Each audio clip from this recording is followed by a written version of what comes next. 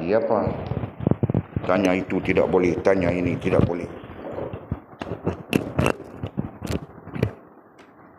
Surah At-Tahrim ayat 6.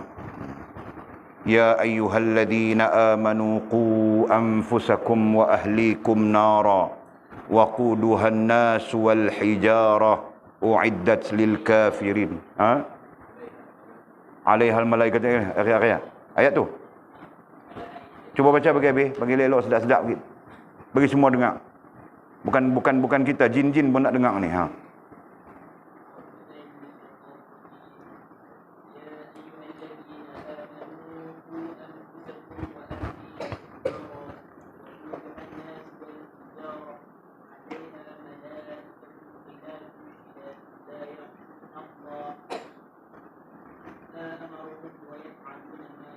Okey, itu kemudian tentang sifat malaikat. Nah, sekurang-kurangnya di situ menyatakan tentang apa? Bahan bakar api neraka itu terdiri daripada manusia dan batu. Nah, dhabit saja surah At-Tahrim ayat 6 di situ. Allah, ya Allah. Nah, nanti pernah orang bertanya, kenapa bahan bakar api neraka itu manusia dan batu? Manusia mana yang menjadi bahan bakar? Manusia mana yang nantinya dibakar? Pertanyaan begitu kan? Nah, ulama tafsir mengatakan yang menjadi bahan bakar itu adalah orang-orang kafir. Mereka-mereka yang mutlak kekafirannya. Ya. Nah, ini berarti kafir mutlak. Belajar sudah kan? Kafir mutlak itu apa? Ada berapa jenis kafir? Nah, lama sudah aku tidak tanya. Bertanya saja, mau kantui-kantui semua. Ada berapa bahagi kafir? Nah, soalan itu terkait dengan usuluddin, ya, terkait dengan ilmu tauhid. Nah, kita bertanya juga. Karena kita belajar pada dasar. Ada berapa bahagi kafir? Mau tanya siapa ni? Mau tanya Atul, Pak. Atul. Ustazah Atul.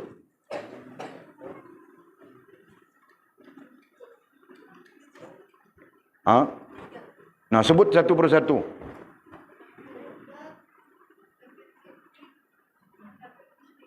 Nah, itu pembahagian dari disiplin apa?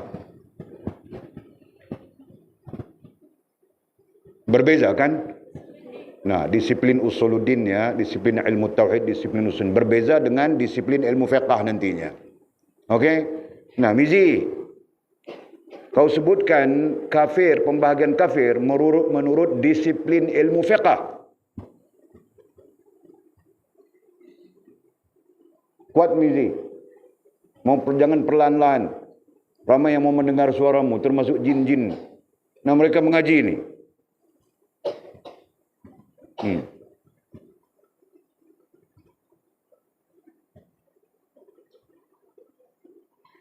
Kau ni mau kebaling botol ini nanti.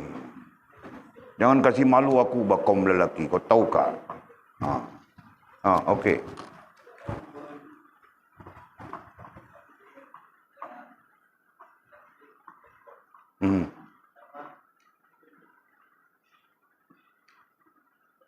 Bercakap terus. Mau cakap pun apa kau ni,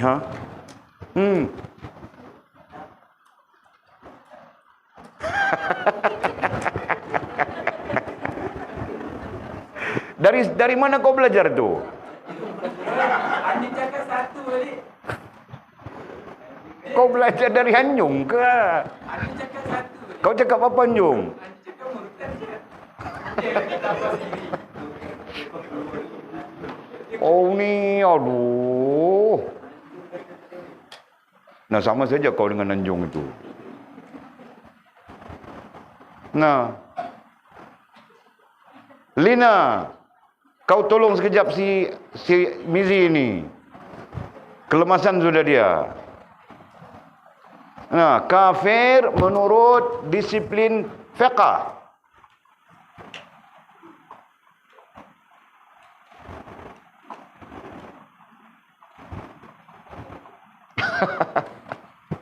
Aduh. Kenapa kamu orang tidak ingat? Kasih tahu Walid kenapa kamu orang tidak ingat. Walid mau tahu itu saja.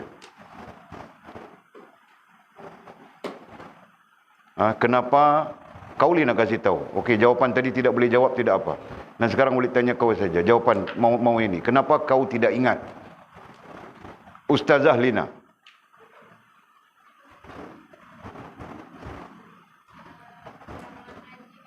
Belum?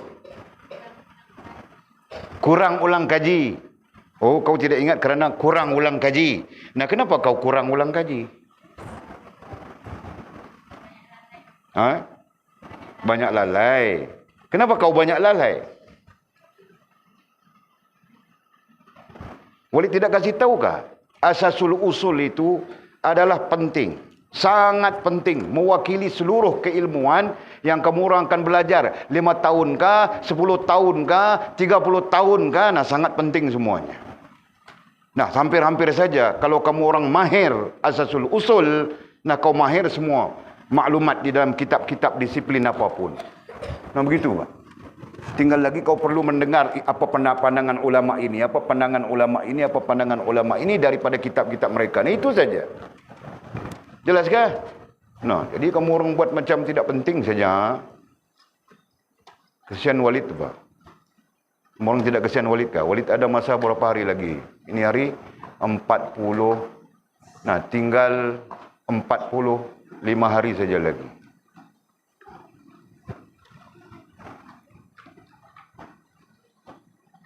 Nah, Walid kasih tahu Anjung sudah. Lepas 45 hari, Walid pun tiada. Nah, nanti Walid baru akan ganti. Mama mau menikah lain, Walid baru akan ganti mengajar. Anjung bilang kalau Walid baru dia mau lari dari sini, dia bilang. Kenapa Anjung? Walid baru itu akan lebih baik dari Walid lama, kau tahukah? Lembut saja dia. Kan? Jadi sebelum berakhir masa Walid 100 berapa hari? 46 hari lagi, 45 hari Anjung kau ni. 46 kah? 45 hari saja. Nah, kamu orang kasih ingat betul-betul. Ya. Apa yang kamu orang belajar, apa yang Walid ajar kamu orang, tidak ada di mana-mana kitab pun. Nah, Walid perah kepala nak kasih tahu kamu orang ya. Walid perah otak, perah kepala, susun supaya kamu orang belajar. Jangan hal-hal yang sangat penting itu. Apalagi kita mau kita mau ilmu ya. Kita mau kepada ilmu dan nantinya ilmu itu kita mau menyampaikan pula kepada orang lain. Nah, itu lebih-lebih lagi sangat penting asasul usul. Walid tidak memaksa kamu orang hafal. Ya. Walid melalui proses menghafal. Tapi kamu orang Walid tidak paksa hafal. Kenapa? Kerana Walid takut kamu orang gila, tahu kan? Walid takut kamu orang gila. Karena orang sekarang kalau suruh hafal dia jadi gila. Orang perempuan dia bilang gila meroyan. Orang laki-laki bilang gila talur. Jadi Walid tidak memaksa ya. Tapi cari ruang-ruang untuk kita ingat. Begitu. Kan? Nah, Walid menunggu-nunggu saja kalau Lina bilang kami kurang ulang kaji sebab kami sibuk dengan kebun sayur. Kalau itu jawapannya, besok kebun sayur itu kita bakar. Tahu tak? Tapi kamu orang tidak jawab begitu, selamat bah kebun sayur mamamu. Atau kamu orang bilang kami kurang ulang kaji sebab kami syok tengok kambing. Nah, esok semua kambing itu kita sembelih. Tidak ada yang lebih besar melainkan ilmu, tahu tak? Tidak ada yang lebih besar melainkan amanah yang kita mau bawa ke tengah umat. Faham tak? Nah, itu. Okey, nah siapa yang mau cakap sekarang? Kafir, pembahagian kafir menurut fiqh. Nah, tadi menurut apa? Usuluddin, menurut tauhid, ilmu tauhid, disiplin ilmu tauhid, disiplin usuluddin. Nah, ulang atul apa? Kasih semua orang dengar ni. Ustazah Atul. Ha. Ha. Nah, bukan begitu. Adapun kau kena skema dari sekarang.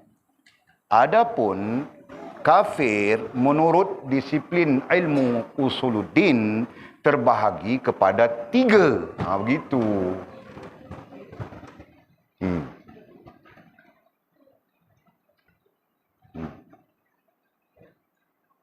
Nah, cukup lah terbagi kepada 3 sudah. Nah, sekarang siapa mau jawab? Kamu orang. Ha? Anjung mau jawab? Alhamdulillah. Kau Anjung sampai Walid mau mati sudah. Kau tidak mau jawab langsung ya. Walid tanya apa pun kau tidak mau jawab ya. Nah, Walid ada 45 hari saja lagi. Lepas itu kau akan dapat Walid baru. Nah, kau jawab bah. Ha. Ha.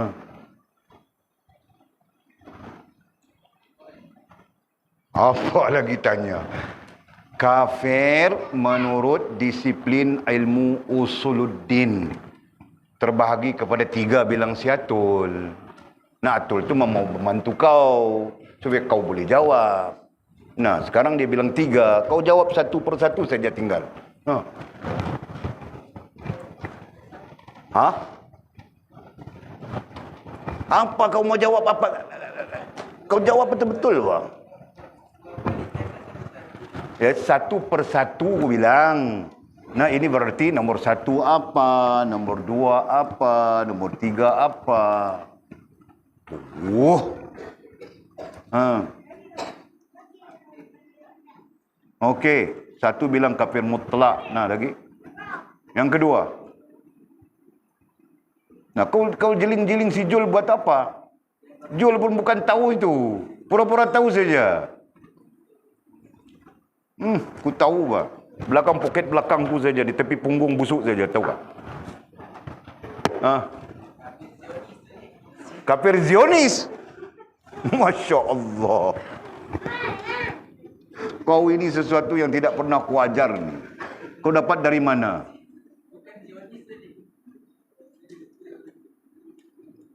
Bukan Zionis apa? Anjung bilang kafir Zionis.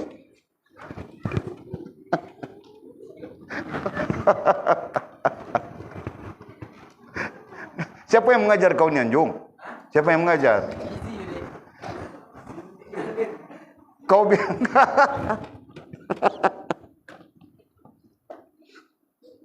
kafir Zionis. Aduh. Anak-anak. Mudah-mudahan Walid mati dalam senyum. Senyum dengan kamu orang punya idea. Nah, betul kan? Tidak ada kafir Zionis. Walid tidak pernah mengajar kafir Zionis. Ha, kafir? Nah, kafir zindik. Kasih betul bah, bukan Zionis. Kau punya nota-nota pun hilang sudah aku rasa. Adakah? Oh, ada. Okey. Nah, yang ketiga.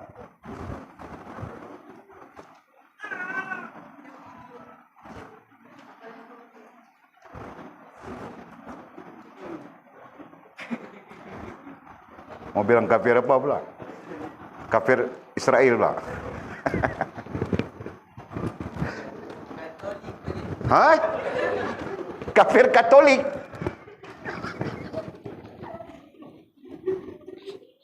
Oh, ini malam aku mau makan nasi kah? Ha? Pelik sudah ni. Mana ada kafir Katolik Anjung? Aku tidak pernah mengajarmu kafir Katolik. Nah, musyrik. Kaji betul bang, ha? Betul kan, Atul kan? Yang dibilang Anjung itu betul kah? Betul kan? Kan? Okey. Okey, betul. Disahkan oleh Atul. Kau ni. Nah, itu apa? Itu kafir dalam pembahagian ataupun disiplin ilmu usuluddin. Nah, Walid mau kasih maklumat tambahan sikit ya, terlanjur bercakap tentang itu. Kafir mutlak ada kalanya disebut dengan kafir mulhid. Ya. Supaya kamu orang tidak janggal istilah nanti dengar ya. Nah, setengah daripada setengah kitab dia tidak bilang kafir mutlak, bilang kafir mulhid. Ya. Nah, ingat itu dulu. Nanti baru kita perbincangkan bila kita bercakap dalam disiplin ilmu usuluddin itu. Okey? Nah, jadi sekarang yang fiqh ini, yang fiqh belum selesai ini. Nah, mau dikembalikan kepada Datul kah? Ha? Kau tidak mau? Nah, berarti kau tidak tahu. Kenapa kau tidak tahu? Ya, Sofia. Okey, teruskan apa? Ha? Ya, pandai Bah Sofia. Masya Allah. Ustazah Sofia. Semua ustazah sudah. Walid, sebelum Walid pulang kepada Allah, nak Walid panggil ustazah semua orang nanti. Ha? Mudah-mudahan berkat sebutan itu nanti kamu orang jadi ustazah. InsyaAllah dengan izin Allah SWT.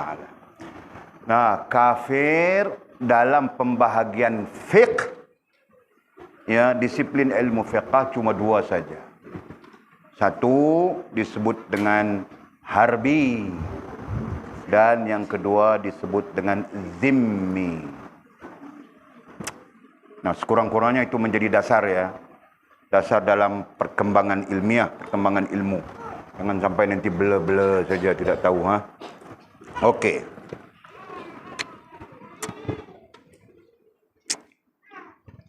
Jadi katanya, sambung ya. Sekiranya kamu tidak tahan menanggung demam walaupun sehari di dunia ini. Nah, demam ke... Demam pada sisi kita, ya. Sesuatu yang dianggap biasa, gitu kan. Tapi kalau di negara-negara yang... Negara 4 musim, ya. Khususnya negara 4 musim. Yang 4 musim itu apa? Musim sejuk, musim luruh, musim bunga. Lagi satu apa? Musim panas. Negara 4 musim, ya. Demam adalah sesuatu yang sangat ditakuti. Berbanding sakit gigi. Berbanding sakit gigi, berbanding lain-lain. Ya. Nah, ini negara 4 musim. Jadi demam itu sesuatu yang lebih lebih diberi perhatian daripada sakit gigi dan lain-lain. Nah, itu contoh. Bagi orang-orang yang berada di negara 4 musim. Jadi sebab itu barangkali musannif kita, mursyid kita menggunakan istilah demam. Menggunakan kata Arabnya adalah marid. Dawam marid, dawam berarti demam. Tidak menggunakan istilah lain. Ya? Nah, kalau kita demam dengan sakit gigi, kita lebih sakit gigi, kan? Nah, demam itu kita hampir macam biasa saja, tidak apa, gitu lah. Okey. Jadi kata musannif, sekiranya kamu tidak tahan menanggung demam. Jadi kalau kita mau tukarkan saja. Air sakit gigi. Nah, sakit gigi pun kita tidak dapat menanggung, kita tidak mampu menanggung, kan? Wah sakit. Ada yang sampai bilang baik ku mati daripada sakit gigi, bilang. Dia tidak tahu kan mati itu lebih sakit daripada sakit gigi. Mati menghimpunkan segala sakit. Allah. Nah, walaupun sehari kita tidak mampu menahan sakitnya itu, walaupun sehari di dunia ini, macam mana kita mau menanggung sakit yang selama-lamanya di hari akhirat kelak? Nah, itu pertanyaan yang sangat bersifat ruhaniyah. Ya. Pertanyaan ini perlu kita lontarkan kepada ruhaniyah kita. Perlu kita campakkan kepada rasa dan perasaan kita. Ya. Perlu kita ikat tambat di dalam hati kita. Nah, pertanyaan ini. Ulang, ya. Seperti musannif bertanya kepada kita. Nah, kalau kita tidak mampu menahan sakit, walaupun sehari ketika di dunia, bagaimana kita mampu menahan sakit untuk selama-lamanya di dalam neraka, di dalam azab Allah Subhanahu wa taala. Nauzubillah, ya Allah, ampunkanlah kami. Astaghfirullahalazim. Kemudian katanya, atau terkena panas api yang sedikit pun di dunia ini. Nah, kena api sedikit pun kita tidak mampu tahan, sudah hilang di dunia ini. Nah, bagaimana kita nantinya mau mampu menahan yang di dalam neraka, yang di dalam azab Allah Subhanahu wa taala. Nah, ada pengkisahannya, api yang kita pakai di dunia ini sudah dibasuh, sudah dibersihkan daripada asalnya. Nah, ada riwayat mengatakan 4.000 kali. Ada riwayat mengatakan 40.000 kali. Nah, ada lagi satu riwayat yang para ulama agak kontra, 70.000 kali. Ya. Berarti api itu telah dibasuh sehingga kita boleh pakai. Sehingga makhluk Allah Subhanahu wa taala boleh pakai di dalam kehidupan ini, ya, yang kita guna untuk masak kah, yang kita guna untuk itu, untuk bakar ayam kah, bakar daging kah, apakah. Nah, itu api yang telah dibasuh. Majoriti ulama mengatakan 44.000 tahun, kali bukan tahun. 4.000 kali atau 40.000 kali. Nah, itu majoriti ulama. Fahamkah? Nah, yang dibasuh sudah banyak kali itu pun kita tidak mampu untuk menahan. Apalagi api neraka itu tidak dibasuh. La haula wa la quwwata illa billahil aliyil azim. Nah, macam mana tubuh kerdil kita seperti ini? Seperti yang kita berada sekarang. Mau berada di dalamnya. Boleh berada di dalamnya. Allah, ya Allah. La haula wa la quwwata illa billah. Maka, nah pertanyaan selanjutnya, maka bagaimana pula kamu sanggup tinggal dalam api neraka? Allah. Nah, jawapannya spontan saja, kita tidak sanggup sebenarnya. Nah, kerana kita tidak sanggup itu, maka kita jangan zalimi diri kita sendiri. Nah, itu. Ya, kita jangan menzalimi diri kita sendiri dengan melanggar batasan Allah Subhanahu wa taala. Nah, itu cara untuk menyelamatkan diri kita.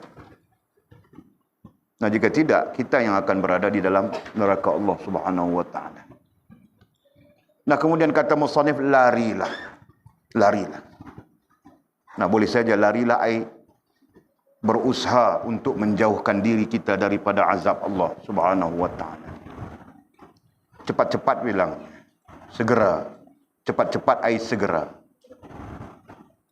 Jangan kita tangguh-tangguh lagi. Mak kita tunggu bah. Nanti umurku 30 baru ku buat. Baru ku taat kepada Allah. Umurku 40 baru ku taat kepada Allah. Jangan. Ya. Walid 50 sudah ni, 52 sudah. Berbaki 43 hari lagi. 45 hari lagi.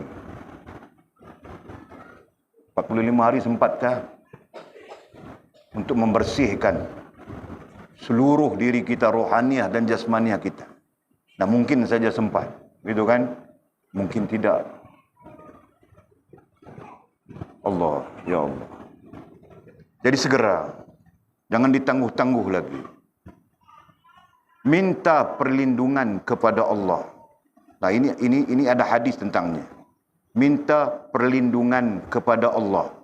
Nah, kalau kita merujuk kepada hadis baginda Nabi kita SAW, nah, di sini antaranya kenapa baginda Nabi SAW minta perlindungan Allah. Satu riwayat mengatakan 70 kali sehari, dan satu riwayat yang lain mengatakan 100 kali sehari. Nah, boleh jumpa sudah riwayat Muaz bin Jabal. Sayyidina Muaz bin Jabal itu sahabat Nabi, ya, antara sahabat-sahabat aqrabin, antara sahabat-sahabat Nabi yang dekat. Nah, riwayatnya mengatakan 70 kali. Sedangkan riwayat Ummul Mukminin Aisyah radhiyallahu taala anha, Nabi minta perlindungan kepada Allah 100 kali sehari. Nah, jadi terserah kita. Paling kurang 70. Kalau 70, nah, mursyid kita Maulana Abdul Qadir Jailani juga meriwayatkan, ya kan? Dia meriwayatkan yang 70 dalam syarahan keberapa? Ke-7. Jadi kalau kita merujuk kepada Ummul Mukminin Aisyah radhiyallahu taala anha 100 kali. Berarti 100 kali sehari Nabi SAW mohon perlindungan Allah Subhanahu wa taala. Nah, jadi ulama tafsir kemudiannya menafsirkan. Ya, contohnya Ibnu Katsir menafsirkan Nabi minta perlindungan Allah dengan apa? A'udzu bikalimatillahi tammati min syarri ma khalaq. Maka Ibnu Katsir mengatakan Nabi mohon perlindungan Allah daripada gangguan iblis, syaitan, jin dan sebagainya. Nah, lihat saja tafsir Ibnu Katsir ada itu kita. Kan? Nah, manakala ulama lain menafsirkan bahawa Nabi SAW mohon perlindungan Allah SWT daripada kerosakan-kerosakan rohaniah dan jasmaniah. Nah, itu sisi ulama tafsir yang lain. Ya, tengok saja As-Sawi. Kita ada tafsir As-Sawi. Nah, Imam As-Sawi menafsirkan begitu. Nabi mohon perlindungan Allah daripada kerosakan-kerosakan rohaniah dan jasmaniah. Nah, berarti kita pun perlu mohon perlindungan Allah. Kerana kita tidak mempunyai daya, upaya apapun. Melainkan dengan limpah rahmat Allah Subhanahu wa ta'ala. Nah, kita mohon perlindungan Allah. Daripada sesuatu yang boleh merosakkan rohaniah dan jasmaniah kita. Okey. Kemudian katanya minta perlindungan kepada Allah. Diulangi lagi. Mintalah perlindungan kepada Allah. Daripada sengsara yang kita baca ini. Sebab itu Ulid bilang tadi, jadikan dia sematkan panggilan di atas ini ke dalam akal dan hati kita, ke dalam rohaniah kita, ke dalam rasa dan perasaan kita. Nah, biar sentiasa persoalan itu timbul. Mudah-mudahan menjadi motivasi yang baik untuk kita. Okey. Kemudian kata musannif, berhati-hatilah terhadap perkara yang tersebut di atas tadi. Nah, berhati-hatilah, berjaga-jagalah, waspadalah. Nah, itu. Jangan kita menjadi orang yang bersikap sembrono. Nah, itu bahasa apa ya? Sembrono. Bahasa apa? Indonesia, Jawa, apa? Jawa. Bersikap, Jawa tak apa. Bersikap sembrono. Apa bersikap sembrono ni, apa terjemahannya? Pak Jenip ya? Sambil lewa.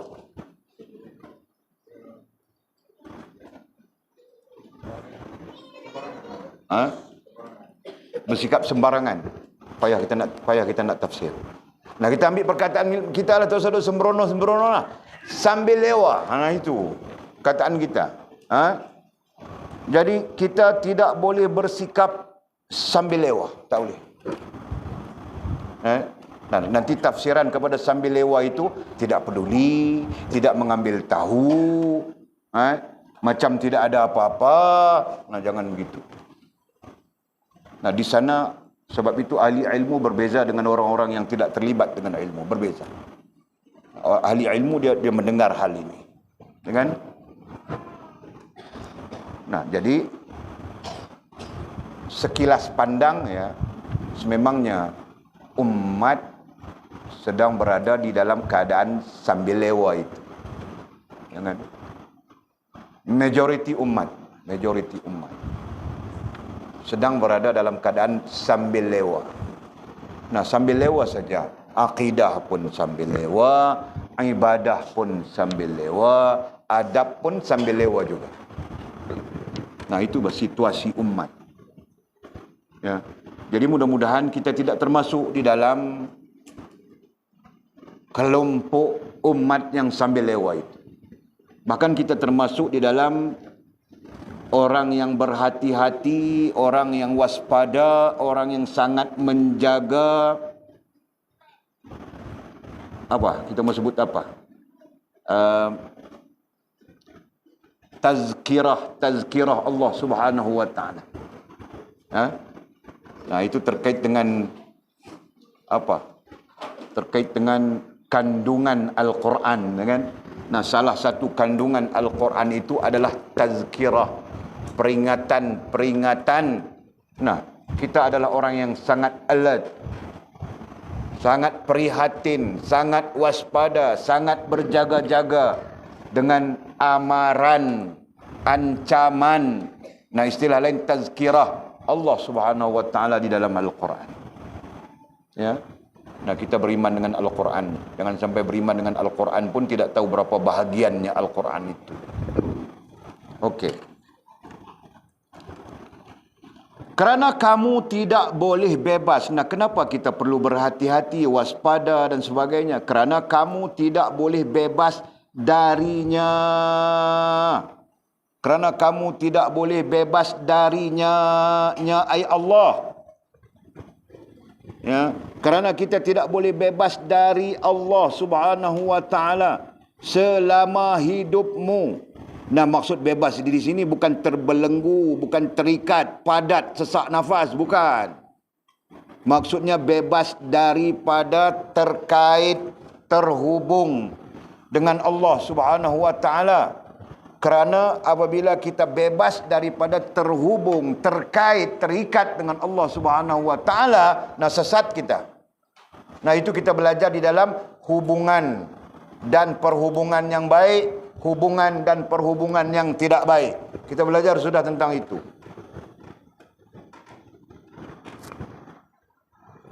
Nah, kerana itu kita tidak boleh bebas. Bebas saja kita daripada syariat Allah, daripada ketetapan-ketetapan Allah Subhanahu wa taala, nah sesat kita. Hancur kita. Ya. Ramai sudah manusia yang hancur, sama ada sedar maupun tidak sedar. Puncanya kerana tidak mengikat dirinya dengan syariat Allah Subhanahu wa taala. Tidak mengikat diri mereka dengan iman, tidak mengikat diri mereka dengan Islam, tidak mengikat diri mereka dengan ihsan. Nah, hancur hidup. Kan? Nah, walaupun kita nampak seperti biasa-biasa, nah pada hakikatnya hancur. Hancur akidahnya, hancur ibadahnya, hancur adabnya. Faham tak? Nah, ada orang tanya mungkin, hancur adab itu macam mana? Kita lihat saja. Yang paling senang kita lihat adalah orang perempuan.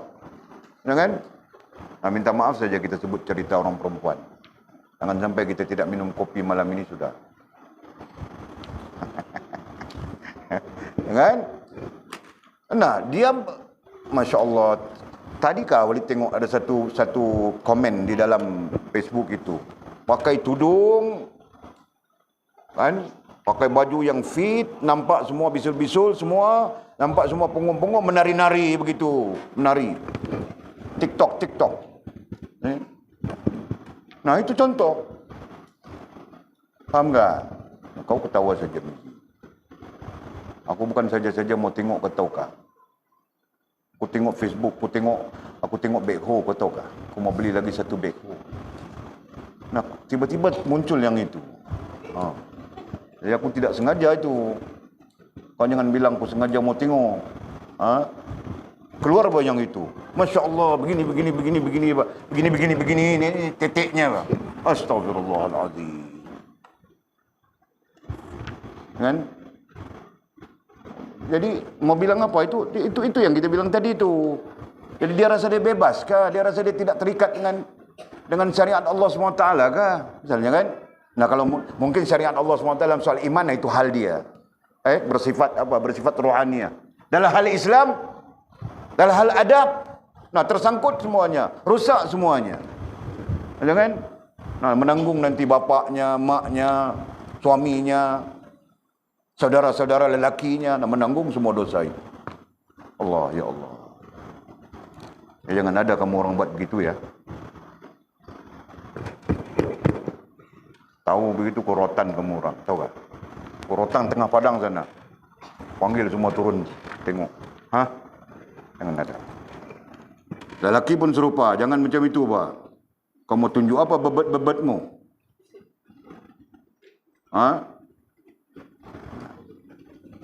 Okey.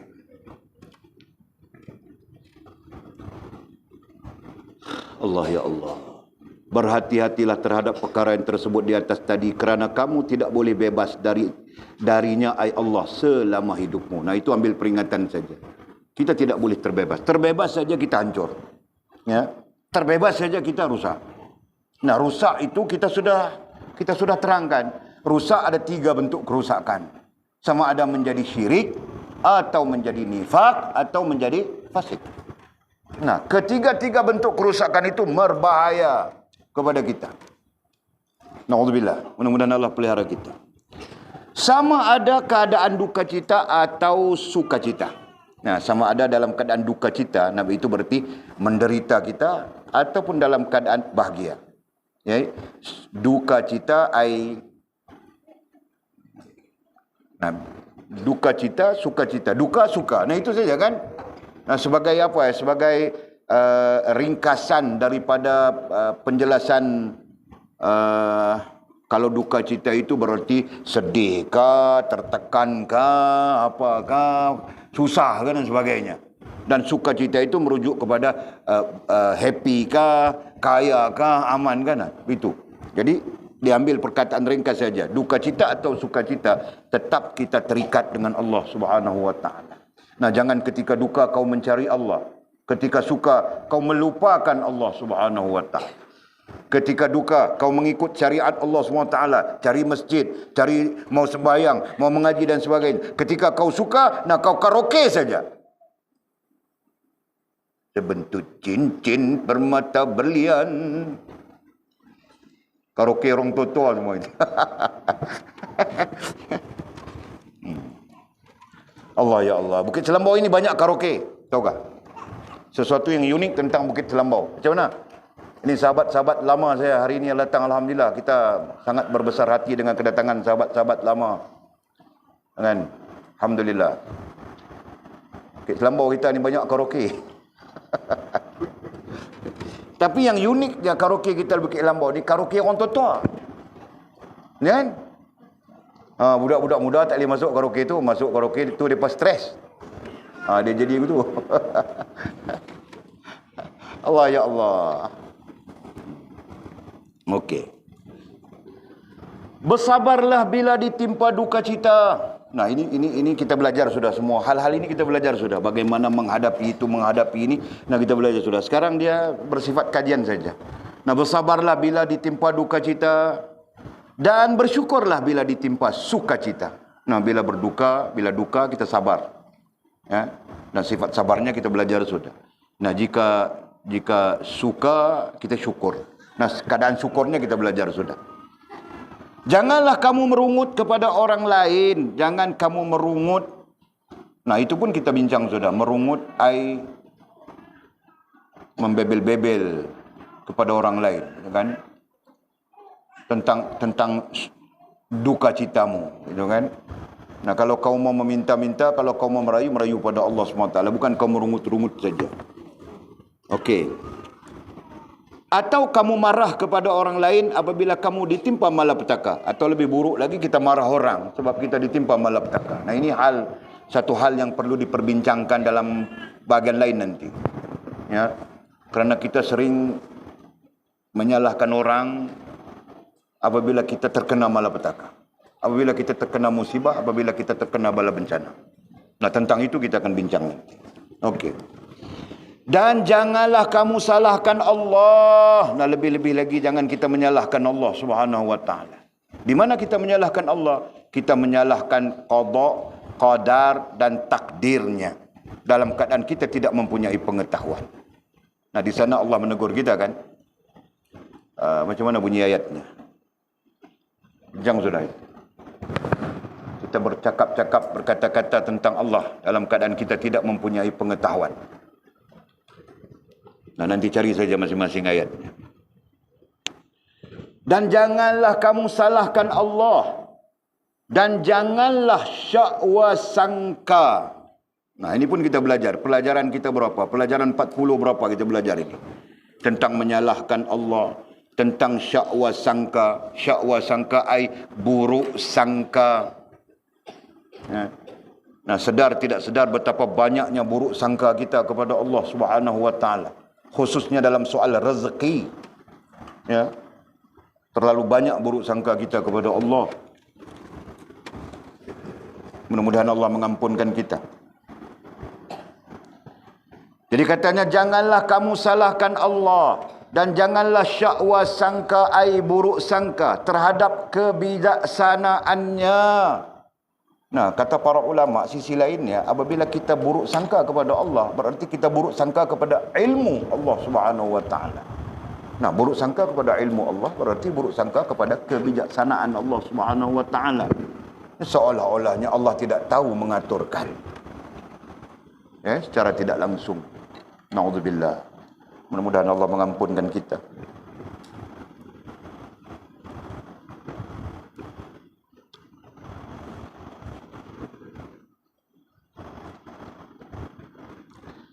Dan janganlah syakwa sangka terhadap kebijaksanaannya. Kebijaksanaannya ay Allah Subhanahu wa taala. Nah, jangan kita syakwa sangka kebijaksanaan Allah. Allah Maha bijak. Maha bijak. Nah, perkataan maha itu sendiri pun kita tafsirkan sudah terkait dengan tidak ada perbandingan, tidak ada persamaan, kan? Terhadap Allah Subhanahu wa taala. Dan pilihannya ay pilihan Allah. Nah, Allah pilih kita untuk kasih kita sakit. Itu tertakluk kepada kebijaksanaan Allah. Nah, jangan kita jangan kita menyalahkan Allah Subhanahu wa taala. Jangan kita buruk sangka dengan Allah Subhanahu wa taala. Begitu contohnya, untuk kamu di dunia dan di akhirat. Nah, Allah Maha bijaksana. Nah, Walid sendiri berpandangan betul, sangat tepat maklumat ini. Ya. Nah, jika tidak kebijaksanaan pilihan Allah Subhanahu wa taala, nah Walid pun tidak ada dengan kamu orang. Selalu Walid bilang sudah. Walid berada di New Zealand. Bukan berada di India. Berada di New Zealand sedang bikin filem baru menggantikan Shah Rukh Khan. Bilang sudah kemarin, akulah hero-nya.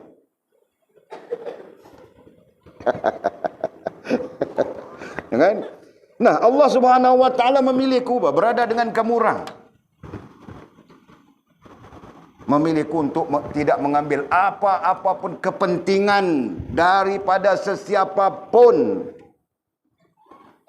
Paham enggak? Dan Allah Subhanahu wa taala memilih kamu orang untuk berada di dalam majlis ini. Tinggal sedikit saja lagi kamu orang ikhtiar untuk ilmu. Jangan macam bilang si Lina tadi kurang itu, kurang ini, kurang itu, kurang ini. Makan ada kurang enggak? Tiada kan? No. Jadi kuajar sudah kemarin. Kalau makan kita kurang, patut kita kurang dalam hal-hal yang lain. Tapi kalau makan kita sentiasa mau bagus. Ibadah kita pun mau bagus. Nah, begitu. Baru betul. Mizi?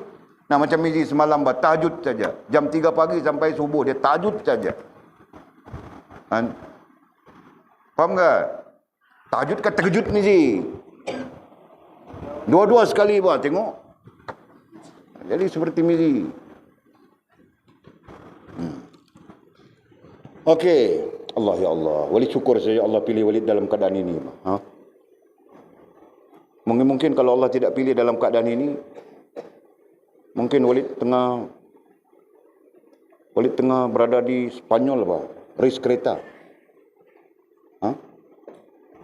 Race kereta tahu tak? Itu apa dipanggil apa? Formula One. Nah, Walid jokinya.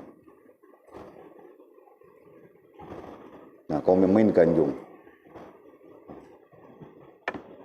Atau mungkin kalau Allah SWT tidak pilih Walid untuk berada di keadaan ini, Walid jadi model seluar dalam di Hong Kong.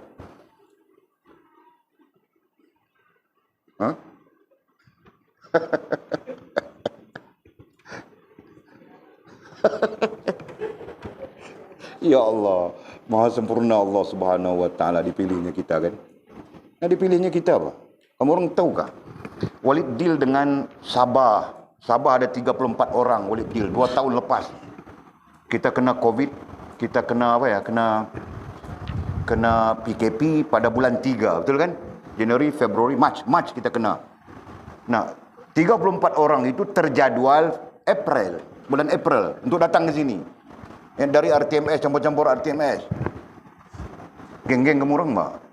Aku tidak tahu itu. Kan? Nah, sangkut, orang tidak terpilih. Nah, itu untuk RTMS yang kanak-kanak macam kamu orang. Kanak-kanak macam kamu orang kan. Nah, yang lagi satu apa? PPIS, Pusat Mu'allaf PMS kah? Pusat Mu'allaf Sabah je kan? Nah, di situ kita ada 16 orang lagi. 16 orang janda lah. Semua ada di situ. Mau datang sini, Bang Rahim. Kan? Mau datang ke sini belajar itu. 16 orang pun masih belum dipilih oleh Allah Subhanahu wa taala. Faham tak? Nah, ternyata Allah Subhanahu wa taala masih memilih kita. Walaupun ada di antara kita tidak terpilih sudah, kan? Tapi kita harap Allah Subhanahu wa taala memilih kita. Begitu. Berada di dalam kebaikan. Nah, itu wali itu riwayatkan perkataan para ulama kita. Orang yang berniat untuk berada, untuk mendapat ilmu, niat belajar dan berada dan mendatangkan dirinya untuk belajar, untuk menuntut ilmu, maka mereka mendapat rahmat kewalian sekalipun mereka tidak sampai ke makam wali. Nah, itu perkataan ulama, bukan perkataan wali. Nah, tengok saja Ibnu Athaillah Iskandari rahimahullah dalam Lataiful Manan, nama kitabnya. Perkataan wali-wali Allah itu. Daripada kau duduk di karaoke, daripada kau apa-apa, kau berada di dalam majlis ilmu. Masya Allah. Okey. Janganlah kamu berharap kepada orang lain. Nah, jangan berharap kepada orang lain. Apa? Untuk melepaskan kamu dari malapetaka itu. Janganlah kamu berharap kepada orang lain untuk ai boleh. Nah, pakai dua perkataan. Untuk ai boleh. Melepaskan kamu dari malapetaka itu. Apa malapetakanya? Nah, yang kita sebutkan tadi waktu kan, sukacita, duka cita yang kita lalui ketika hidup ini, kan? Sukacita kah, duka cita kah yang kita lalui ketika hidup ini? Nah, janganlah kamu berharap kepada orang lain untuk melepaskan kamu dari malapetaka itu. Jangan. Kenapa kita tidak boleh mengharapkan orang lain? Nah, jawabnya di sana. Karena ini boleh membawa kamu ke lembah syirik. Kenapa membawa kita ke lembah syirik? Karena hakikatnya, ini bahasa kerohanian ya, dengar ya. Karena hakikatnya bala bencana, malapetaka, bala bencana, musibah, semuanya berpunca dari dirimu sendiri. Nah, itu kita belajar sudah dalam syarahan sebelumnya. Ya kan? Dalilnya apa? Dalilnya Allah SWT sebut dalam Quran, skala besar maupun skala kecil. Antaranya adalah Zaharal fasadu fil barri wal bahri bima kasabat aydin nas liyudhiqahum ba'dalladhi 'amil. Berlakulah kerosakan di daratan dan di lautan. Semuanya kerana tangan-tangan manusia. Nah, tangan adalah simbolik kepada diri kita sendiri. Berarti salah kita, kesalahan kita, dosa kita. Nah, itu nantinya mengundang yang namanya malapetaka, yang namanya bala bencana, atau skala kecilnya yang namanya musibah. Nah, jadi sudah tentu duka cita kan? Bala bencana, nah duka cita kita. Malapetaka, nah duka cita kita. Musibah bersifat sekecil itu. Musibah, nah duka cita kita. Nah, duka cita itu jangan kita harap ada orang yang boleh melepaskan. Hakikatnya tidak ada. Allah sahaja yang boleh melepaskan. Dengan syarat kita tidak syirik kepada Allah Subhanahu wa taala. Nah, itu. Nah, nanti ada orang yang melepaskan kita, nah kita nanti apa? Terpengaruh dengan orang. Terpengaruh dengan benda, terpengaruh dengan hal dan perkara. Nah, kita tidak nampak lagi Allah Subhanahu wa taala. Nah, itu kita belajar kemarin. 2-3 hari lepas kita belajar sudah tentang itu. Ya, kerana terpengaruh dengan yang lain daripada Allah. Nah, kita tidak melihat lagi Allah SWT. Sakit kepala, nampak Panadol saja. Sakit gigi, nampak klinik saja. Sakit hati, nampak awet saja. Tu kan? Sakit perasaan, nampak Bashir Ahmad saja. Nah, contoh ya. Begitu, Pak. Allah SWT tetap tidak nampak. Itu merujuk kepada pengaruh makhluk, benda, hal dan perkara. Nah, mudah-mudahan Allah mengampunkan kita semua. So, kita berhenti di situ. InsyaAllah kita sambung besok. Segalanya, bukan besok, Pak. Besok kitab lain. Lusa. Segalanya adalah milik Allah. Nah, Walid baca saja ya. Walid baca paragraf ini kasih habis ya. Segala-galanya adalah milik Allah. Nah, itu kita belajar sudah, milik Allah. Ya, kita belajar bahawa segala-galanya milik Allah dalam dua bentuk. Satu, anugerah. Satu lagi, pinjaman. Dan anugerah serta pinjaman itu diklasifikasikan sebagai amanah. Nah, ini berarti kita menanggung amanah. Ya, amanah dalam bentuk anugerah dan pinjaman. Berarti ada pemiliknya itu. Ya, seperti kita pinjam dari bank beli kereta, pemiliknya adalah bank, bukan kita. Ya kan? Nah, kalau tidak bayar saja diambil balik kereta itu. Nah, sama saja dalam konteks yang kita sedang bincangkan, ya. Kita diamanahkan oleh Allah Subhanahu wa taala dalam dua bentuk, anugerah dan pinjaman. Nah, nantinya Allah Subhanahu wa taala akan menuntut dari kita. Ya, Allah Subhanahu wa taala akan menuntut dari kita. Nah, itu segala-galanya adalah milik Allah. Kita hakikatnya apa pun tidak ada. Ya, tapi sombongnya mengalahkan tuan. Ya kan? Tuan kita pun tidak sombong, tapi kita sombong mengalahkan tuan. Allah, ya Allah. Nah, sombong kan, tidak mau salat, tidak mau menutup aurat, tidak mau ikut syariat, tidak mau belajar. Nah, itu sombong namanya. Dan tidak ada orang yang berkongsi dalam milikan itu. Tidak ada orang kita apa ya? Kita potonglah. Tidak ada makhluk. Nah, itu lebih umum. Tidak ada orang makhluk, atau pakai perkataan makhluk saja, yang berkongsi, share, ya, share dalam milikan itu. Nah, milikan Allah SWT ni tidak ada yang share. Ya, mungkin Allah SWT 50%, kita 50%. Nah, tidak begitu sama sekali. Nah, mungkin 90% Allah, kita 10% share. Nah, tidak mungkin begitu. Semuanya milik Allah Subhanahu wa taala, termasuk daya dan upayamu. Nah, itu. Dalam konsep apa? Konsep izin dan ikhtiari.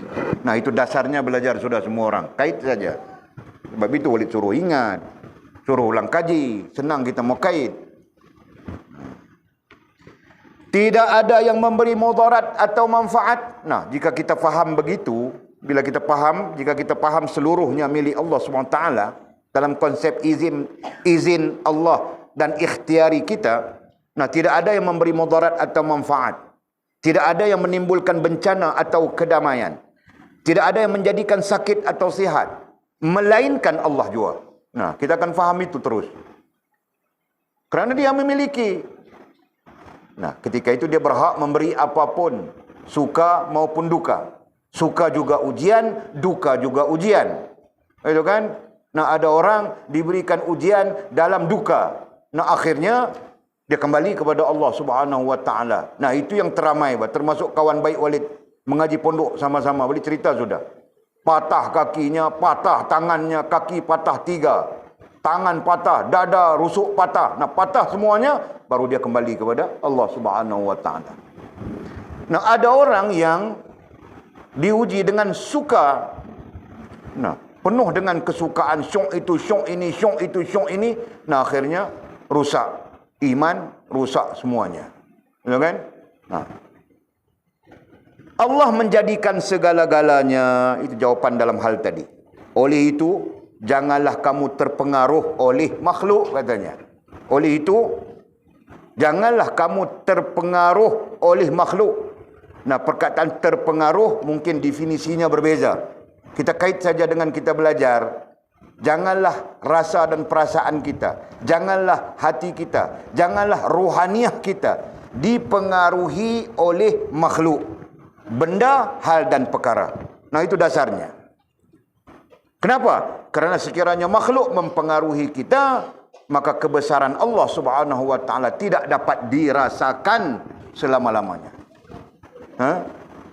Maka keagungan Allah Subhanahu wa taala tidak dapat dirasakan selama-lamanya. Ataupun dalam dasar kita, tidak jalalat Allah Subhanahu wa taala, kamalat Allah Subhanahu wa taala dan jamalat Allah Subhanahu wa taala tidak dapat dirasakan selama-lamanya. Nah, itu. Kerana mereka itu tidak ada daya dan upaya. Nah, kenapa kita dinasihatkan supaya jangan dipengaruhi makhluk, jangan terpengaruh dengan makhluk, jangan dipengaruhi oleh makhluk terhadap rasa dan perasaan kita, hati kita, rohaniah kita. Nah, kerana mereka ai makhluk. Kerana mereka ai makhluk itu tidak ada daya dan upaya. Kerana mereka ai makhluk itu tidak ada daya dan upaya, sama seperti kita. Nah, kan? Yang namanya makhluk itu sama saja, tidak mempunyai daya dan upaya melainkan dengan izin Allah Subhanahu wa taala. Hendaklah sentiasa sabar, ai oleh itu mubtada mahzufnya. Mubtada mahzufnya ai oleh itu. Hendaklah sentiasa sabar kita, hendaklah sentiasa sabar. Satu, redha. Yang kedua, nah, ini perkataan ini dirakamkan ada di sebelumnya kita bercakap sudah itu. Ya. Sabar pertama, redha kedua, dan menyesuaikan diri ai ngam. Dan menyesuaikan diri ai ngam dengan Allah Subhanahu wa taala. Nah, semua ini perlu belajar, kan? Sabar kita perlu belajar dan membinanya dalam diri kita. Redha kita perlu belajar dan membinanya dalam diri kita. Menyesuaikan ai ngam dengan Allah Subhanahu wa taala kita perlu belajar. Betul, kan? Nah, jika tidak belajar bagaimana? Nah, dia perasaan saja, kan? Nah, hidup dalam keadaan perasaan. Perasaan itu apa? Rasa dan perasaan yang salah. Nah, berarti hidup dalam salah saja. Nah, karena itu kita perlu belajar. Okey. Dan tenggelamkan diri kamu, tenggelamkan. Nah, ini tenggelamkan itu ini lebih kurang ngam saja. Ya. Maknanya lebih kurang menyesuaikan. Kan? Cuma tenggelamkan itu lebih bersifat rohaniah. Itu kan, asyik kita, suka kita, seronok kita. Nah, itu. Dan tenggelamkan ai suka, seronok, asyik diri kamu dalam lautan lakuannya. Dalam lautan, nah, menggambarkan keluasan lakuannya ai af'alnya. Nah, kita tenggelam ai kita ngam, kita suka, kita seronok, kita syok dalam lautan ai keluasan af'al Allah Subhanahu wa taala yang maha indah. Gitu, kan? Nah, maha indah, Pak. Kan? Allah Subhanahu wa taala akan memberi kita, akan membawa kita sesuai dengannya, ngam dengannya kepada perkara-perkara yang sangat indah daripada syariatnya. Kan? Sedangkan keindahan itu sampai sekarang kita belum rasa. Kan? Padahal indah. Solat itu indah dan sampai sekarang kita belum rasa indahnya solat. Yang kita rasa apa? Malas mau solat, betul ke? Nah, itu yang kita rasa. Padahal solat itu indah, zikir itu indah, menyebut nama Allah Subhanahu wa taala itu indah. Ya, kan? Tapi kita belum berjumpa dengan keindahannya. Kenapa? Nah, kerana ada kekurangan-kekurangan kita. Apa? Kita belum ngam dengan lakuan Allah Subhanahu wa taala. Jelas ke? Nah, kemudian mudah-mudahan Allah memberi kita pengetahuan, kita berhenti di situ. Wallahu a'lamu bishawab au kama qala. Alhamdulillah. Nah, ada soalan kah?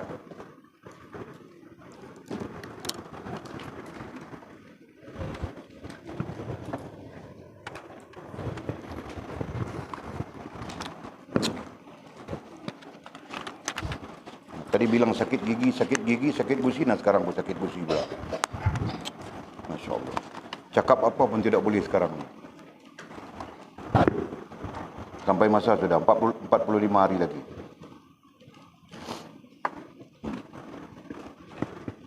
Nah, ada pertanyaan apa Mimi? Tiada. Nah, kau selalu saja tiada pertanyaan. Sampai Walid tanya, baru kau tertanya-tanya. Nah, bukan tertanya, tengang-nganga lagi. Ha? Tiada. Bismillahirrahmanirrahim. Alhamdulillahirrabbilalamin. Wassalatu wassalamu ala asyrafil mursalin. Sayyidina wa maulana Muhammad wa ala alihi wa sahbihi ajma'in. Allahumma aftah lana futuhal arifin warzuqna fahman nabiyyin waj'alna min ibadika as-salihin. Allahumma ihdina as-siratikal mustaqim siratal ladzina an'ama Allah minan nabiyyin was-siddiqin wasyuhada'i was-salihin. Allahumma rabbana aftah bainana wa bain qaumina bil haqq wa anta khairul fatihin. Allahumma a'inna ala dhikrika wa syukrika wa husna ibadatik. Allahumma faqihna fid din wa 'allimna at-ta'wil. Allahumma faqihna fid din wa 'allimna at-ta'wil. Allahumma faqihna fid din wa 'allimna at-ta'wil. Wa sallallahu ala sayyidina Muhammadin wa ala alihi wa sahbihi wa baraka wa sallam. Walhamdulillahi rabbil alamin. Taqabbalallahu wa minna wa minkum. Faqimis shalah.